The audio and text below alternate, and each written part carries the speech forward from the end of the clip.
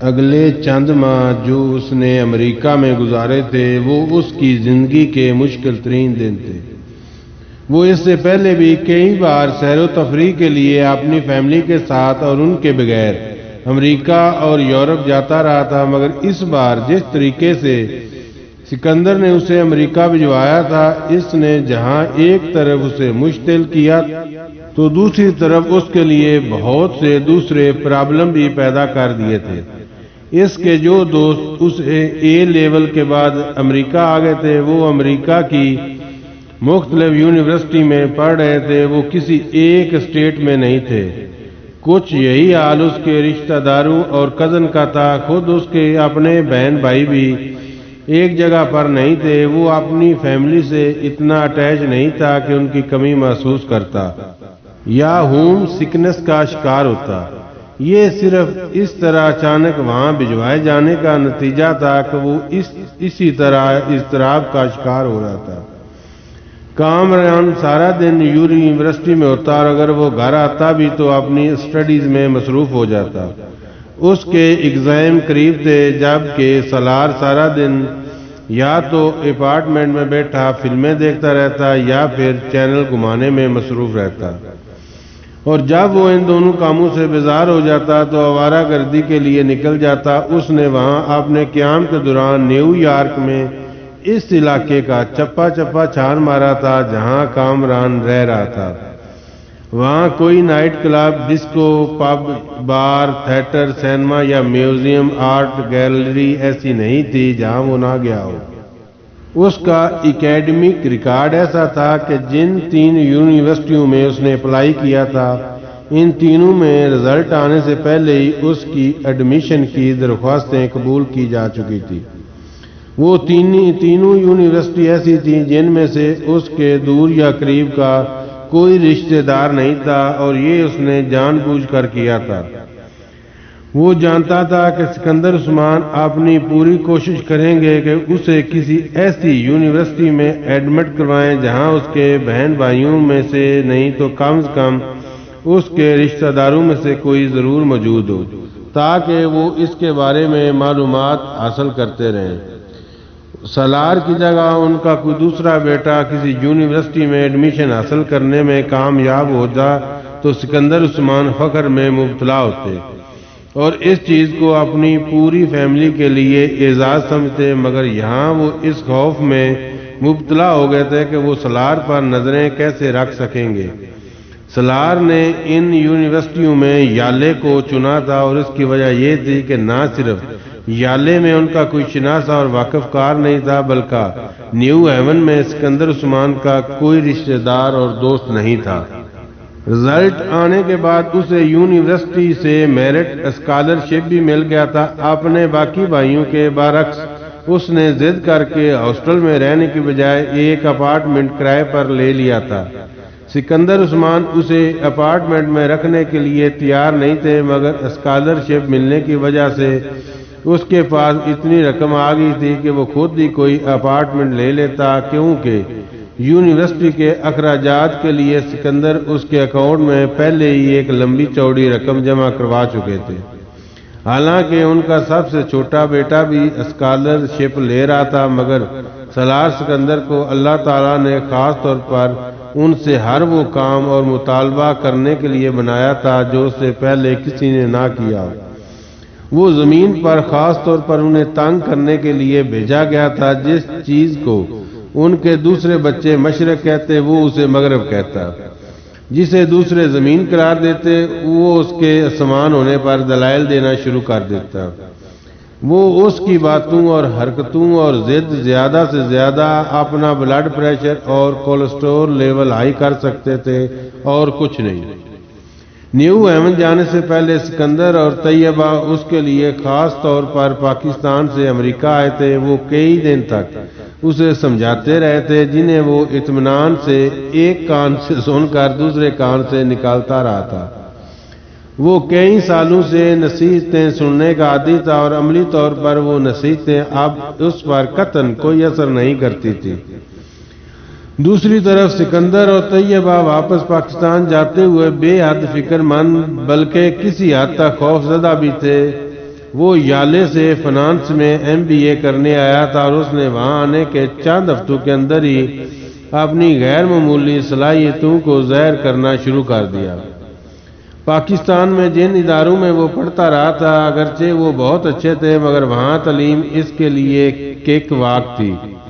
یالے میں مقابلہ بہت مشکل تھا، وہاں بے حد قابل لوگ اور ذہین اسٹوڈنٹ موجود تھے، اس کے باوجود وہ بہت جلد نظروں میں آنے لگا۔ اس میں اگر ایک طرف اس کی غیر معمولی ذہنی صلاحیتوں کا دخل تھا تو دوسری طرف اس کے رویے کا بھی۔ ایشین اسٹوڈنٹ والی رویتی ملنساری اور خوش اخلاقی اس میں مخفوط تھی، اس میں لحاظ اور مربت بھی نہیں تھی اور نہ ہی وہ احساس کمتری اور مروبیت تھی جو ایشین اسٹوڈنٹ امریکہ اور یورپ کی یونیورسٹی میں فطری طور پر لے کر آتے ہیں۔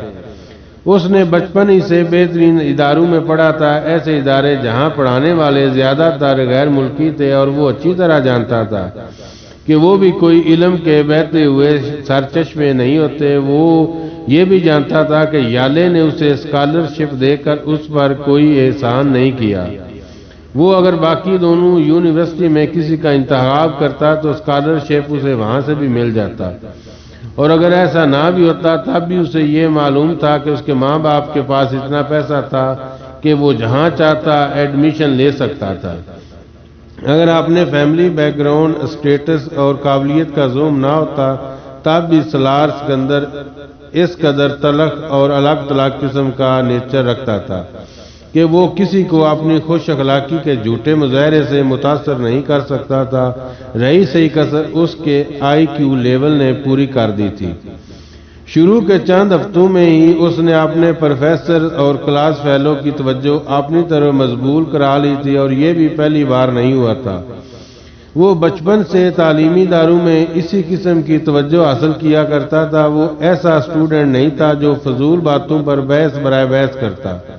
اس کے سوال ہی اسی طرح کے ہوتے تھے کہ اس کے اکثر پروفیسر کو فوری طور پر ان کا جواب دینے میں دشواری ہوتی۔ جواب غیر تسلی بخش بھی ہوتا تب بھی وہ یہ جتاتا نہیں تھا کہ صرف خاموش ہو جاتا، مگر وہ یہ تاثر نہیں دیتا کہ وہ مطمئن ہو گیا تھا، اس جواب کو تسلیم کر رہا تھا۔ وہ بحث صرف ان پروفیسر کے ساتھ کرتا تھا جن کے بارے میں اسے یقین ہوتا کہ وہ ان سے واقعی کچھ نہ کچھ سیکھ پائے گا، یا جن کے پاس صرف روایتی یا کتابی علم نہیں تھا۔ پڑھائی وہاں بھی اس کے لیے بہت مشکل تھی، نہ ہی اس کا سارا وقت پڑھائی میں گزرتا تھا۔ پہلے کی نسبت اسے کچھ زیادہ وقت دینا پڑتا تھا، مگر اس کے باوجود اپنے لیے وہ اپنی سرگرمیوں کے لیے وقت نکال لیا کرتا تھا۔ وہ وہاں کسی ہوم سکنس کا شکار نہیں تھا کہ 24 گھنٹے پاکستان کو یاد کرتا رہتا، پاکستان کے ساتھ اس طرح کے عشق میں مبتلا ہوتا کہ ہر وقت اس کے کلچر کی ضرورت اور اہمیت کو محسوس کرتا۔ نہ ہی امریکہ اس کے لیے کوئی نئی اور اجنبی جگہ تھی، اس لیے اس نے وہاں موجود پاکستانیوں کو تلاش کرنے اور ان کے ساتھ روابط بڑھانے کی دانستہ طور پر کوئی کوشش نہیں کی، مگر وقت گزرنے کے ساتھ ساتھ خود بخود وہاں موجود کچھ پاکستانیوں نے اس کی شناسائی ہو گئی۔ یونیورسٹی کی دوسری بہت سی سوسائٹی ایسوسیشن کلبز میں اس کی دلچسپی تھی، اس کے پاس ان کی ممبرشپ بھی تھی۔ پڑھائی سے فارغ ہونے کے بعد وہ اپنا زیادہ تر وقت بیکار پھرنے میں ضائع کرتا تھا، خاص طور پر ویک اینڈ، سینما، کلبز اور ڈسکو تھیٹر۔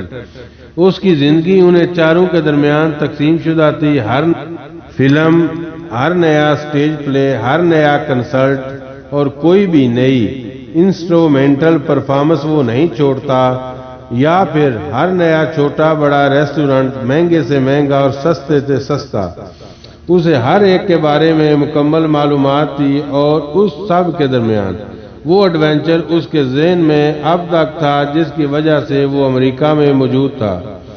سکندر کو اس کے نکاح کا پتہ کب چلا تھا، کیسے چلا تھا، سالار نے جاننے کی کوشش نہیں کی، مگر وہ اندازہ کر سکتا تھا کہ سکندر عثمان کو اس کے بارے میں کیسے پتہ چلا ہوگا۔ یہ حسن یا ناصرہ نہیں تھے جنہوں نے سکندر عثمان کو سالار اور امامہ کے بارے میں بتایا ہوگا، وہ ان کی طرف سے مطمئن تھا۔ یہ خود امامہ ہی ہوگی جس نے اس سے فون پر بات کرنے کے بعد یہ سوچا ہوگا کہ کہ اس کے بجائے سکندر عثمان سے ساری بات کی جائے، اور اس نے یقیناً ایسا ہی کیا ہوگا۔ اس لیے اس نے دوبارہ سالار سے رابطہ نہیں کیا۔ سکندر نے اس سے رابطہ کرنے کے بعد ہی اس کے کمرے کی تلاشی لے کر وہ نکاح نامہ برآمد کر لیا تھا، مگر یہ سب کب ہوا تھا؟ یہ وہ سوال تھا جس کا جواب وہ نہیں ڈھونڈ پا رہا تھا۔ جو بھی تھا، امامہ کے لیے اس کی ناپسندیدگی میں پاکستان سے امریکہ آتے ہوئے کچھ اور اضافہ ہو گیا۔ یکے بعد دیگرے وہ اس کے ہاتھوں زک اٹھانے پر مجبور ہوا تھا، اور اب وہ پچھتاتا تھا کہ اس نے اس تمام معاملے میں امامہ کی مدد کیسے کی۔ بعض دفعہ اسے حیرانی ہوتی تھی کہ آخر وہ امامہ جیسی لڑکی کی مدد کرنے پر تیار کیسے ہو گیا تھا، اور اس حد تک مدد کے وہ اب ان تمام واقعات کے بارے میں سوچتے ہوئے بھی کوفت محسوس کرتا تھا۔ آخر میں اس نے اس کی مدد کیوں کی، جبکہ مجھے جو کچھ کرنا چاہیے تھا وہ یہ تھا کہ اس سے رابطہ کرنے پر میں وسیم کو، اس کے والدین کو، یا خود اپنے والدین کو اس سارے معاملے کے بارے میں بتا دیتا، یا پھر جلال کے بارے میں انہیں بتا دیتا۔ پھر اس کے کہنے پر اس کے ساتھ سرے سے نکاح کرتا ہی نہ اسے گھر سے فرار ہونے میں تو کبھی اس طرح مدد نہ کرتا۔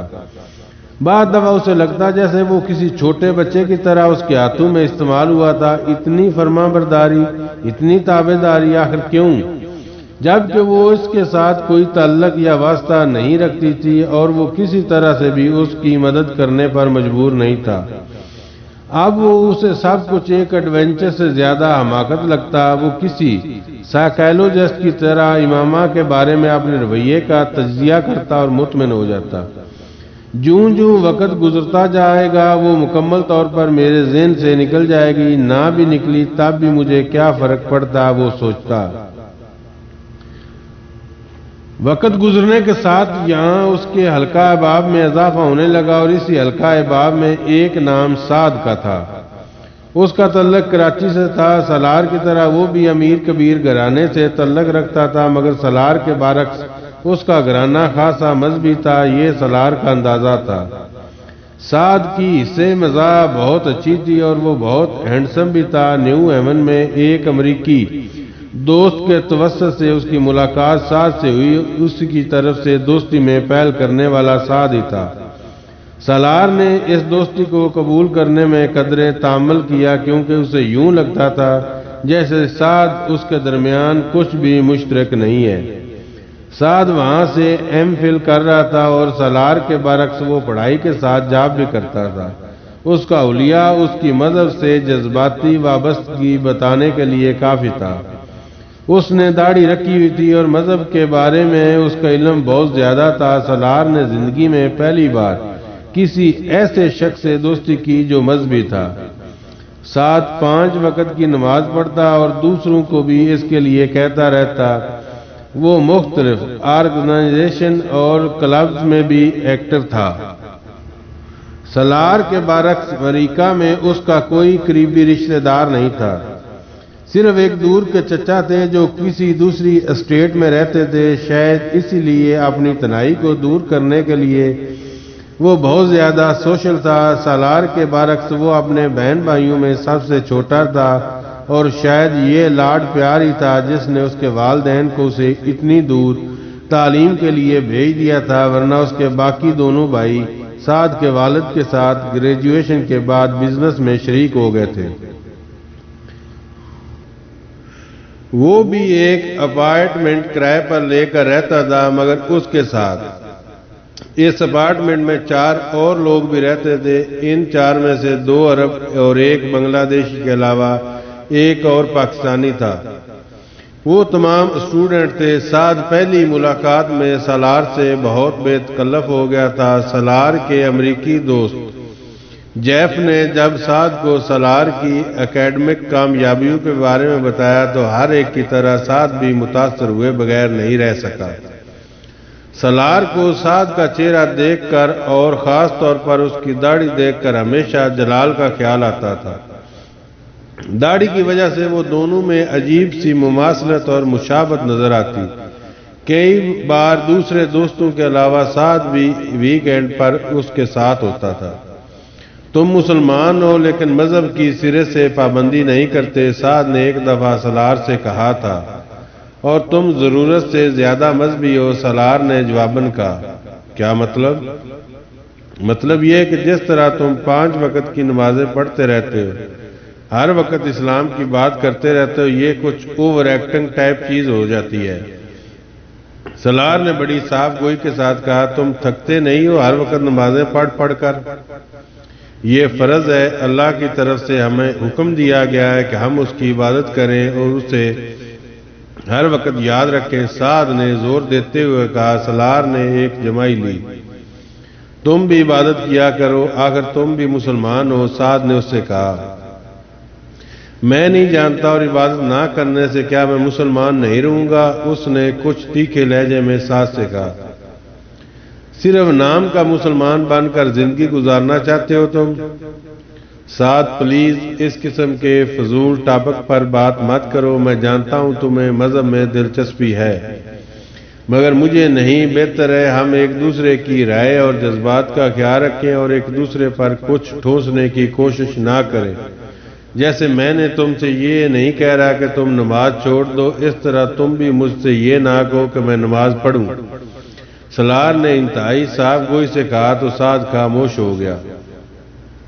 مگر کچھ دنوں بعد ایک دن وہ اس کے اپارٹمنٹ پر آیا۔ سلار اس کی تواضع کے لیے کچھ لانے کے لیے کچن میں گیا تو سعد بھی اس کے پیچھے ہی آ گیا۔ اس نے باتوں کے دوران فریج کھول لیا اور اس میں موجود کھانے کی چیزوں پر نظر دوڑانے لگا۔ سلار پچھلی رات ایک فاسٹ فوڈ آؤٹ لیٹ سے اپنا پسندیدہ برگر لے کر آیا تھا، وہ فریج میں رکھا ہوا تھا۔ سعد نے اسے نکال لیا۔ اسے رکھ دو، یہ تم نہ کھانا، سلار نے جلدی سے کہا۔ کیوں؟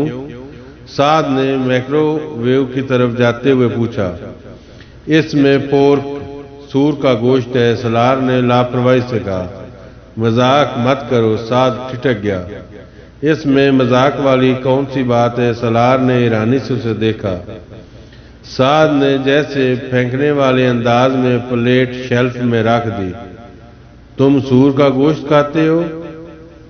میں سور کا گوشت نہیں کھاتا، میں صرف یہ برگر کھاتا ہوں، کیوں؟ یہ مجھے پسند ہے، سلار نے برنر جلاتے ہوئے کہا۔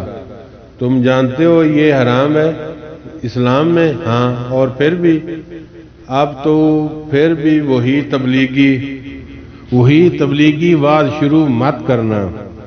میں صرف سور کا گوشت نہیں کھاتا، ہر قسم کا گوشت کھا لیتا ہوں، سلار نے لاپرواہی سے کہا۔ وہ اب فریج کی طرف جا رہا تھا۔ مجھے یقین نہیں آ رہا۔ خیر، اس میں ایسی بے یقینی والی کیا بات ہے، یہ کھانے کے لیے ہوتا ہے۔ وہ اب فریج پر پڑے دودھ کے پیکٹ کو نکال رہا تھا۔ ہر چیز کھانے کے لیے نہیں ہوتی، سعد کچھ تل ملایا۔ ٹھیک ہے، تم زیادہ مذہبی نہ صحیح، مگر مسلمان تو، اور اتنا تو تم جانتے ہو گے کہ پورک یعنی سور اسلام میں حرام ہے، کم از کم ایک مسلمان کے لیے۔ سلار نے خاموشی سے اپنے کام میں مصروف رہا۔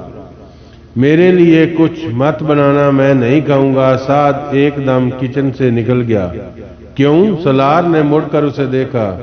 سعد واش بیسن کے سامنے کھڑا صابن سے ہاتھ دھو رہا تھا۔ کیا ہوا؟ سلار نے اس سے قدرے حیرانی سے پوچھا۔ سعد نے جواب میں کچھ نہیں کہا اور وہ اسی طرح کلمہ پڑھتے ہوئے ہاتھ دھوتا رہا۔ سلار چبھتی ہوئی نظروں سے ہونٹ بھجے اسے دیکھتا رہا۔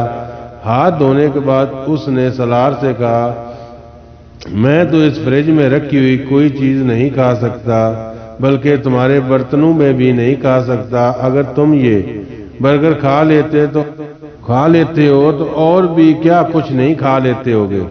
چلو باہر چلتے ہیں، وہیں جا کر کچھ کھاتے ہیں۔ یہ بہت انسلٹنگ ہے، سالار نے قدرے ناراضی سے کہا۔ نہیں، انسلٹ والی کوئی بات نہیں، بس میں یہ حرام گوشت نہیں کھانا چاہتا اور تم سے اس معاملے میں پرہیز کے عادی نہیں ہو، سعد نے کہا۔ میں نے یہ تمہیں گوشت کھلانے کی کوشش نہیں کی، تم نہیں کھاتے، اس لیے میں نے وہ برگر پکڑتے ہی تمہیں منع کر دیا۔ سلار نے کہا، مگر تم کو شاید کوئی فوبیا ہو گیا ہے، تم اسی طرح ری ایکٹ کر رہے ہو جیسے میں نے اپنے پورے فلیٹ میں جانور کو پالا ہوا ہے۔ اور رات دن ان کے ساتھ ہی رہتا ہوں۔ سالار ناراض سا ہو گیا۔ چلو باہر چلتے ہیں، سعد نے اس کی ناراضی کو ختم کرنے کے لیے کہا۔ باہر چل کر کھائیں گے تو میں بل پے نہیں کروں گا، تم کرو گے۔ سالار نے کہا ٹھیک ہے میں کر دوں گا، نو پرابلم، تم چلو۔ سعد نے اطمینان کا سانس لیتے ہوئے کہا اور اگلی دفعہ تم میرے اپارٹمنٹ پر آتے ہوئے گھر سے کچھ کھانے کے لیے لے کر آنا۔ سالار نے قدرے طنزیہ لہجے میں اس سے کہا اچھا لے آؤں گا۔ سعد نے کہا